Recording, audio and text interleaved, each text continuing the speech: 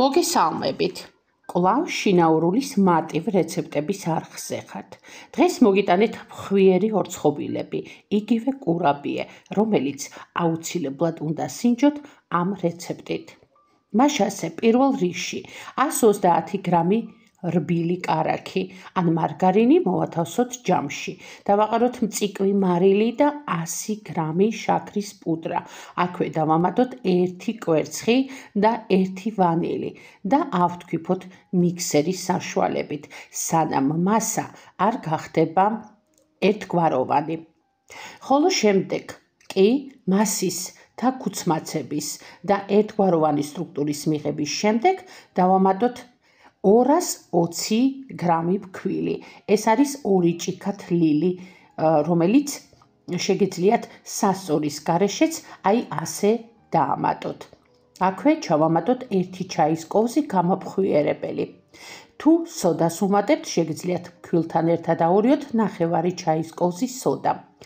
ან ჩაანაცვლოთ 1 ჩაის კოვზი გამოფხვიერებლით. როცა ესეთ ერთგვაროვანი სტრუქტურის და ამ სისქის ცომს მივიღებთ, ცომი მზად არის ორცხობილებისთვის. მომზადებული ცომი მოვათავსოთ საკონდიტრო ტომარაში და ცალკე მეორე საკონდიტრო ტომარაში მოვათავსოთ ნებისმიერი ჯემი ან გამღვალი შოკოლადი. და ასე საცხობ ქაღალდზე თქვენთვის სასურველი ფორმით დავსვათ ცომის პატარა ორცხობილები.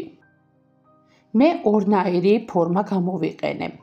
შუაში ჩავაღრმავოთ და საკონდიტრო ტომარაში მოთავსებული ჯემით გავავსოთ ორცხობილები.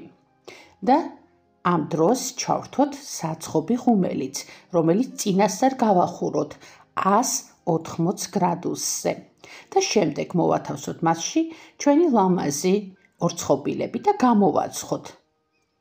როცა ორცხობილები უკვე გამოცხება, გამოვიტანოთ და თუ ჯემი ცოტაა, შეგვიძლია დავამატოთ ცხელ ორცხობილებს და უგემრიელესი ხრაშუნა კურაბიე მზად არის.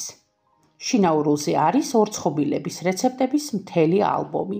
დღეს ამით გემშვიდობებით. მადლობა რომ გიყურეთ. მომავალ მარტივ რეცეპტამდე.